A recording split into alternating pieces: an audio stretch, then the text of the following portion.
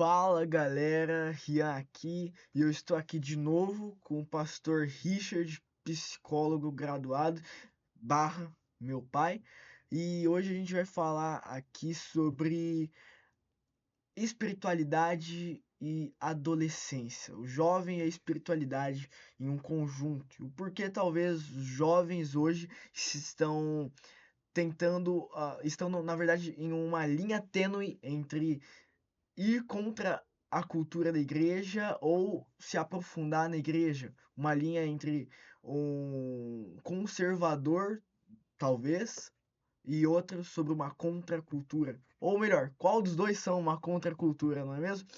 E eu passo para você agora. É muito bom estar com você mais uma vez aqui, evangelista Rian Charello e barra filho, nesse papo tal pai, tal filho, né? E é um orgulho estar podendo estar fazendo, né, um trabalho, um conteúdo tão rico desse, com a participação de um jovem. O Rian tem 16 anos de idade, né? Já faz evangelismo, é um grande exemplo, inclusive para mim, né, de determinação, de vida. Como ele apresentou, sou o pastor Richard Chiarello, Ministério Elias, o Ministério de Família, junto com a minha esposa, pastora Jaqueline Chiarello. Também sou psicólogo, trabalho em várias frentes, né? E principalmente comunidade terapêutica, já há mais de 10 anos. Então a gente entende o que a dificuldade no relacionamento de famílias, aonde isso pode levar, o que isso gerou, lidando com a realidade mais difícil do ser humano, né, que é a adicção, que é o fundo do poço. A gente escuta histórias das mais drásticas possíveis, que tudo começa dentro de casa. Então tem um livro, né, chamado A Síndrome do Escorpião, que vai falar sobre o princípio do bullying e o aumento da sociopatia na nossa sociedade. Sim. Infelizmente, tudo está na infância. Então, é um orgulho ter a possibilidade de estar aqui com você como referência para jovens, né? Resgatando jovens, fazendo trabalho de evangelismo na cidade de Campinas e também compartilhando a cultura do Espírito Santo, né? Eu acho isso fundamental no tema que nós vamos falar aqui agora, a Sim. cultura do Espírito Santo. Então, eu gostaria que você falasse um pouco, primeiramente, na sua visão, o como você vê que você traz a realidade dos jovens, você anda com os jovens, tanto na escola, né, que você tem um trabalho de célula na escola, então você tem a oportunidade de ouvir essas histórias difíceis dos Sim. adolescentes e jovens, e como também dentro da igreja já há muitos anos, e na sua própria visão de filho, aonde você vê que os pais, eles acabam errando nessa dimensão, mesmo sendo evangélicos, aonde eles acabam pecando. Muito bom. Bem, eu acho que existem alguns pontos a se trabalhar, porque eu acho que tudo começa na educação, né? Tudo começa na educação. Eu faço esse trabalho, né, de células na minha escola, uma escola pública, né? Então a gente vê vários cenários diferentes. Tem pessoas que estão lá, talvez com condições, e pessoas que não têm nenhuma condição, que tá lá só para receber o pé de meia, às vezes. Sim, Então, tipo, a gente vê isso uma realidade muito forte. E algo que eu vejo na realidade de todos aqueles jovens é que a maior parte deles tem um problema com o pai ou com a mãe. Seja por um ou seja por outro, porque muitos ali não têm nem pai. sim. Então, eu vejo que tudo começa na educação e na criação, porque quando eles não dão uma educação sólida pro adolescente ou para criança, quando se torna adolescente, caminhar, eles começam a percorrer caminhos próprios, porque a maior parte dos jovens hoje tem uma vida dupla. Se você é um pai, eu sinto te dizer, o seu filho tem outra vida longe de você, porque eles Verdade. não confiam nos pais o suficiente, ou os pais têm que ser legalistas e liberalistas demais, Sim, ou os pais têm que puxar demais a rédea e acabam estourando ela para os filhos serem livres fora de casa. Então, eu sério acho isso. que o maior problema hoje está na limitação dos pais de entenderem uma linha tênue entre ou eu sou um super amigo que deixa o meu filho fazer tudo, Sim, ou eu tenho que manter ele em uma jaula fazendo tudo que eu quero. E eu acho que isso começa aí, porque os pais ou eles sucateiam a educação do filho dentro de casa e depois eles mandam para alguém para sucatear também a educação do filho fora de casa, é, porque o que o filho não aprende em casa, ele vai aprender na rua, né? sim, Ou eles forçam demais uma educação exato, que o filho não vai aprender fora da rua. Então, perfeito. eu acho que existe essa linha onde ou eu coloco meu filho dentro de uma bolha, ou eu deixo ele solto no mundo, a Deus dará. Aí você colocou um problema do livro Síndrome de Escorpião que eu deixo bem claro.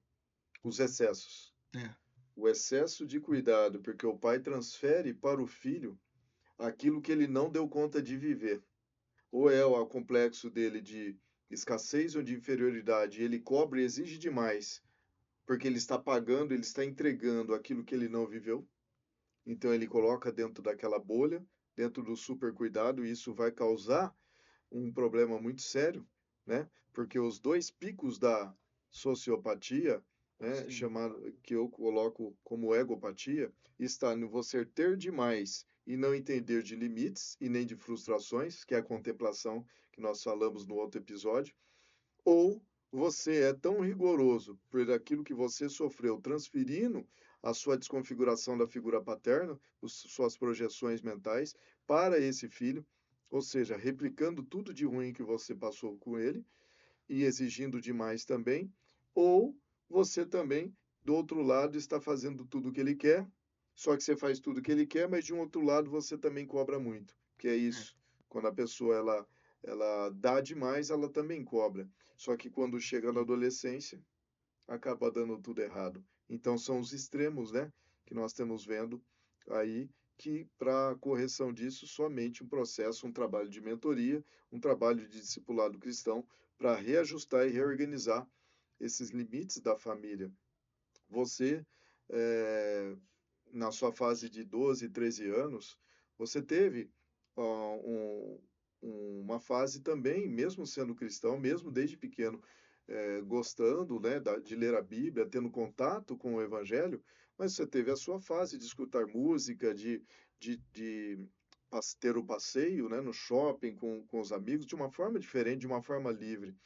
E isso você vê como algo que te prejudicou ou não teve, te beneficiou para você ser quem você é hoje?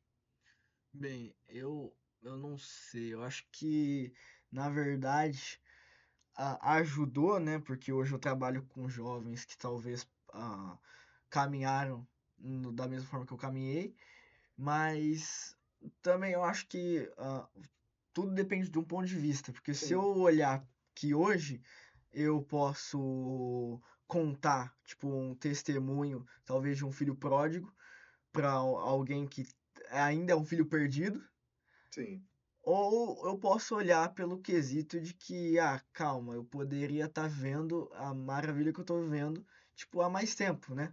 Mas só que eu gosto de enxergar, né? Para não me deprimir, eu gosto de enxergar o o primeiro positivo. lado, né? O lado positivo, que hoje eu tenho um material assim para poder falar, umas conversas para poder falar com as pessoas que eu falo hoje. Porque se a gente não entrar no mundo dessas pessoas, a Sim, gente não consegue se comunicar com elas. exato. Na verdade, esse é um dos primeiros pontos do evangelismo. Se você não entende a cultura de alguém, não tem como se adentrar nela, né? Esse é um dos maiores motivos do grande impacto que teve o movimento de Jesus lá em 1970, 1980, que foi uma grande onda de conversão do movimento hippie ao cristianismo. Mas por quê? Porque teve um pregador que soube entrar na cultura deles, pregar a mensagem com a linguagem cultural que os hippies pregavam. Porque Legal. esse cara percebeu que os hippies eles estavam procurando a coisa certa nos lugares errados. Então ele foi lá e adentrou essa cultura para poder pregar o evangelho, enquanto outros pastores estavam julgando de fora e falando assim: nossa, E isso daí é um mundo da perdição. Então, basta você olhar para um ponto fixo e enxergar essas pessoas não como pessoas degeneradas, mas como alvos da graça de Deus. Você tem que olhar Legal. para as pessoas e falar assim: nossa, o que será que essa cultura está comunicando Sim, para que essa pessoa esteja presa aqui? Porque toda cultura que alguém está inserido, porque existem as subculturas e uma cultura maior, né? Mas toda subcultura que essas pessoas estão inseridas estão comunicando algo para elas que fazem elas quererem ficar ali. E se você não saber a linguagem que essa cultura está falando com elas, para elas quererem ficar ali, para elas se sentirem você não vai pertencidas, acessar. você não vai acessar, porque você tem que falar da mesma forma que essa comunidade está falando. E essa visão que você traz, toda subcultura e todo grupo que se reúne está comunicando algo subjetivo, que eu Sim, entendo, né, como uma dor. Eles se reúnem porque tem uma dor em comum e tem sim, um objetivo ou um propósito em comum, né? E se a gente não entender esse objetivo e propósito em comum, a gente não consegue nem acessar e é mais difícil ainda e muito mais equivocado você julgar, é, né, aquilo que você desconhece, aquilo que você está de fora. E Deus ele me tratou bastante é, sobre isso, né? Porque eu não era no passado essa questão também de criticar, né, alguns líderes evangélicos por conta de certas falas, de certas feitas, inclusive relacionado a, a exploração mesmo sim, financeira, né, e colocar todo mundo de uma forma generalizada. Isso aí era muito ruim e me afastou por muito tempo, né, de algumas é, pessoas evangélicas. Assim como a psicologia, eu também julgava muito a psicologia, porque eu via muitas pessoas fazendo anos de terapia e sem solução nenhuma. Por quê? Aí eu fui entendendo e Deus me trouxe essa revelação de que você só pode julgar algo quando você faz parte de algo, quando você conhece algo. E quando eu conheci o evangelho de verdade, não é sobre quem falava do evangelho de forma errada, é sobre o que eu falo da forma correta, com que o evangelho espera, Deus espera que eu fale. Então, quando eu fui abençoado com a faculdade de psicologia, Deus me mostrou que eu posso entender de psicologia e fazer diferente, porque a psicologia passa a ser um propósito de ensinamento e de promoção de autonomia para o ser humano. sim, São duas ferramentas poderosas na mão: a Bíblia, que é o conhecimento e o princípio capaz de regenerar pessoas e transformar pela consciência, pelo autoconhecimento, e a psicologia, que é o conhecimento do próprio ser humano, da própria identidade, da sua conduta e de como ele tem que lidar de forma assertiva nos seus relacionamentos. E aí, o julgo, a forma com que eu julgava a partir do autoconhecimento, passou a se transformar em uma pessoa mais empática, que sim, hoje a gente não generaliza mais nada, porque vai ter o psicólogo ruim, vai ter o pastor ruim, vai ter o policial ruim, o médico ruim, que faz e exerce mal a sua função. sim, Mas a diferença está em o que nós fazemos no mundo e não o que as outras pessoas fazem com aquilo que Deus entregou para elas, exatamente. né? Então eu vejo que essa questão do evangelismo que você trouxe, principalmente para os jovens, e é uma pergunta que eu quero te fazer agora. Nós voltamos lá, naquele ponto dos 13 anos, você falou que sim, foi interessante porque gerou um certo testemunho, mas algo interessante que você precisa ser falado é, nesse episódio é qual foi o ponto do despertar? O que realmente dentro do Evangelho é, foi significativo para você ter essa conversão genuína e se voltar de um jovem, né, todo tecnicamente normal, para um evangelista apaixonado por Jesus que você é hoje. Bem, eu acho que o ponto crucial do evangelho que me marcou, na verdade, não foi nem o evangelho em si, foi quando eu comecei a ver o amor que era pregado no evangelho. Porque, bem, eu me converti ah, de uma forma assim, me converti assim, né? Eu me firmei assim de uma forma muito diferente do que a maior parte das pessoas, né? Porque muitas pessoas, elas começam a ir para lados ideológicos e começam a se desviar e se desvirtuar da sua fé. Mas na verdade, comigo foi ao contrário. Eu comecei a estudar ideologias e eu comecei a me aproximar da fé porque eu queria entender o porquê que ah, contrapunham tanto um lado com o outro. Então, eu comecei a ler a palavra, né? Por curiosidade, assim, eu comecei a me aprofundar e eu comecei a perceber o amor de Jesus, e até que um dia eu tive um encontro com o abraço do Espírito Santo. E aí, então já não era mais uma ideologia bonita que eu estava vendo ali num livro, mas era algo vivo que estava existindo dentro de mim. Então é o sentir vai além do entender. Você precisou entender para querer conhecer. E quando você conheceu, você teve uma experiência de sentimento. E eu acho que é isso que nós fechamos essa questão do jovem. O jovem ele precisa buscar essa experiência com o Espírito Santo. Primeiro, através do conhecimento, né, Sim, da palavra, entender o que que é essa filosofia cristã, o que que os apóstolos, entender o porquê que os apóstolos morreram pelo evangelho, o que significa esse amor, né? Porque no mundo onde nós estamos com falta de amor, com amor desconfigurado, o amor hoje ele é tido como palavra de troca, né? Pai trocando com filho, filho sim, tendo ciúmes, inveja dos pais, pais tendo inveja, tendo disputa com os filhos dentro de casa, nora disputando com a sogra, sogra disputando com a nora. Tá é, certo que isso está na palavra que aconteceria, né? Mas não precisa ser assim. Nós podemos mudar, nós podemos fazer a diferença. E a diferença, então, para você, como adolescente, estaria nessa busca por conhecer a palavra, mas, na verdade, ter um verdadeiro encontro com o Espírito Santo, que é o sentir, que ninguém sim. pode explicar. É, eu como evangelista, assim, no meio dessa geração e também como entusiasta da política social, eu enxergo que o ponto central de tudo é o amor. E não só o amor falado, mas o amor que você sente ele. Porque se você não sente o amor, não tem como você falar sobre ele, Não né? tem como falar. Igual eu falo, o Evangelho, ele me cativou, já estudei, vocês me conhecem, né? Eu era um entusiasta de um estudo sobre várias religiões e Sim, eu sempre gostei de estudar o conhecimento de todas as religiões, mas o que mais me entusiasmou no Evangelho, o que mais me cativou, foi sem dúvidas que no Evangelho não é você que tem que ir até Deus, mas é Deus que vai até você. E esse amor de alguém tão grande se diminuindo para poder alcançar um pequeno, a gente não vê em nenhum outro lugar. E eu acho que para finalizar aqui, eu quero falar sobre algo assim, tipo, que a gente esquece de pregar isso.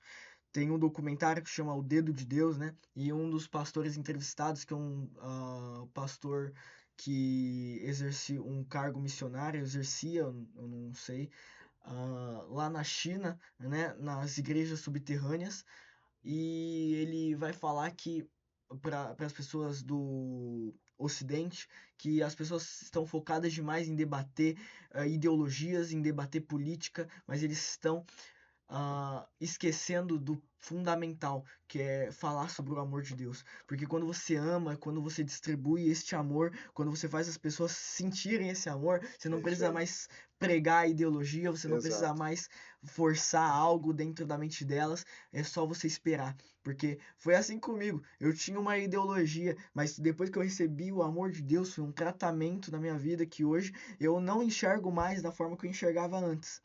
E então eu acho que hoje a gente tem que olhar na nossa geração, os líderes, os pastores, os pais e as mães, os mestres, os educadores cristãos, eles têm que parar de olhar para uma geração como uma geração do mimimi para começar a enxergar uma geração que é alvo da graça de Deus.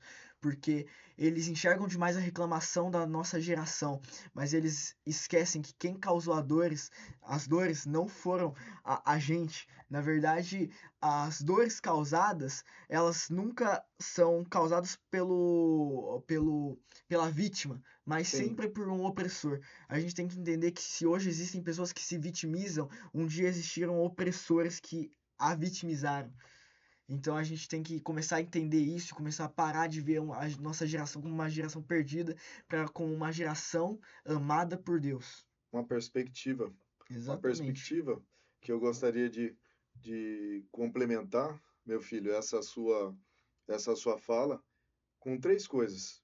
Primeiro, sustentando a sua fala do amor, e o amor hoje, realmente o amor vivido, experienciado, ele vai fazer três coisas dentro da família, e essas três coisas podem mudar radicalmente não só a família, como toda a sociedade, de uma forma coletiva, quando ela é. Porque o amor ele é uma semente, assim como toda coisa ruim tem a coisa boa. A coisa boa ela é uma semente, e a coisa ruim também é uma semente, mas o Sim, que estamos plantando realmente?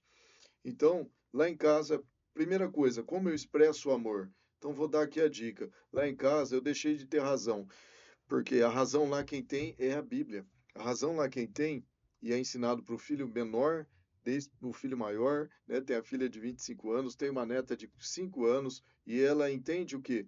Que Jesus é o centro e que ali a gente abre a mão do ter razão para que o bom senso reine e impere. Isso é amor. Isso é respeito. Eu respeito a opinião dele. É difícil, né? Porque a gente quer ser pai e às vezes como homem a gente tem aquele costume de querer ser, né? Mais do que o outro e nós não somos e nem devemos ser. Então, o amor expressado com respeito de você entregar a razão para o princípio. O princípio tem que valer mais do que a razão, seja sim, para a mãe, para o pai ou para o filho dentro de casa.